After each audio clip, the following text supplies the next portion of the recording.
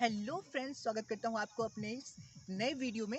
आज मैं बताने वाला हूँ कि सोलर सेल जो होता है वो कैसे बनता है और कैसे काम करता है। तो सभी जानते हैं सोलर सेल जो बनता है वो सिलिकॉन से बनता है और सिलिकॉन को हम रेत यानी कि बालू से निकालते हैं। तो बालू से कैसे निकालते हैं? बालू को जब कार्बन के साथ 2000 डिग्री सेल्सियस पर गर्म किया जाता है तब जाके हमें सिलिकॉन मिलता है। और इस सिलिकॉन को सोलर सेल बनाने के लिए इसको एन टाइप यानी कि निगेटिव सिलिकॉन और पी टाइप यानी कि पॉजिटिव सिलिकॉन बनाया जाता है। और निगेटिव और पॉजिटिव सिलिकॉन कैसे बनाया जाता है वो मैं आपको आज बताता हूँ। सिलिकॉन के बाहरी कक्षा में 4 इलेक्ट्रॉन होते हैं। सिलिकॉन का एटॉमिक नंबर होता है 14। तो सबसे भीतरी कक्षा में 2 इलेक्ट्रॉन का जगह होता है, उसके बाहर 8 और जब और बच जाता है 8 2 10 हो गया और जो बच जाता है वो होता है 4। तो 4 सिलिकॉन के सबसे बाहरी कक्षा में इलेक्ट्रॉन होता है, 4 इलेक्ट्रॉन। जब सिलिकॉन में एल्यूमिनियम का डोपिंग किया जाता है तो एल्यूमिनियम के बाहरी कक्षा में होता है 3 इलेक्ट्रॉन। एल्यूमिनियम का एटॉमिक नंबर होता है 13। सिलिकॉन में डोपिंग करके इसके चार्ज को पॉजिटिव और नेगेटिव बनाया जाता है। सिलिकॉन में अलग अलग पदार्थ, अलग अलग एलिमेंट का डोपिंग किया जाता है इसको पॉजिटिव और नेगेटिव बनाने में। जब किसी एलिमेंट में किसी दूसरे एलिमेंट को मिलाया जाता है तो इसी को डोपिंग कहा जाता है। एल्युमिनियम के बाहरी कक्षा में होता है 3 इलेक्ट्रॉन और सिलिकॉन के बाहरी कक्षा में होता है 4 इलेक्ट्रॉन।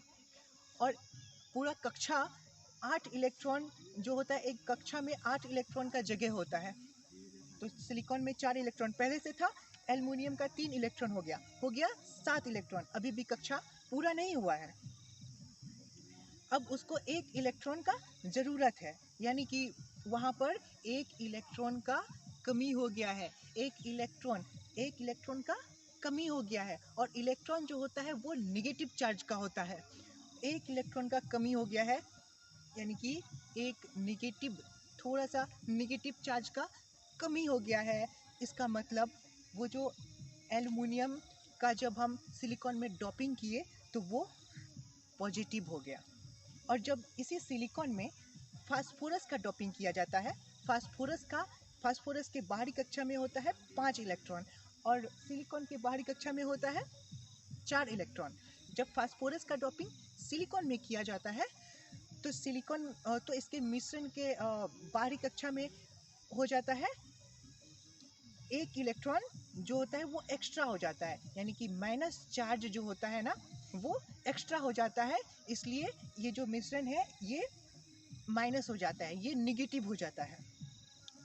तो जब एल्युमिनियम का डोपिंग किए तो ये पॉजिटिव हो गया और फास्फोरस का डोपिंग किए तो ये निगेटिव हो गया। जब जो निगेटिव हो गया जिसमें हम फास्फोरस का डोपिंग किए ये हो गया एन टाइप सिलिकॉन, और इसमें जब हम एल्युमिनियम का डोपिंग किए तो ये पॉजिटिव हो गया, ये हो गया पी टाइप सिलिकॉन। जब एन टाइप और पी टाइप को हम एक साथ करते हैं तो बीच में बनता है डिप्लेशन जोन। डिप्लेशन जोन के कारण ये जो निगेटिव चार्ज होता है, जिसको में 1 इलेक्ट्रॉन ज़्यादा है, वो निगेटिव चार्ज होता है, वो उसको जब हीट करते हैं तो वो जो होता है एनर्जेटिक हो जाता है, वो फ्लो करने लगता है, उसका इलेक्ट्रॉन फ्लो करने लगता है।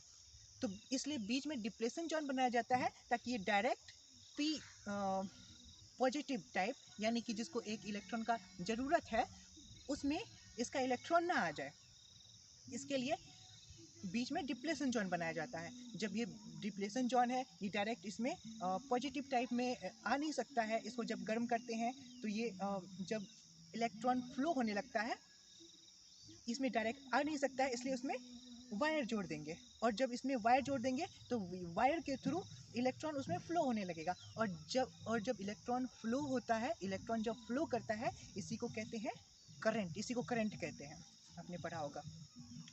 तो इसमें इलेक्ट्रॉन फ्लो कर गया, ये करंट फ्लो होने लगा।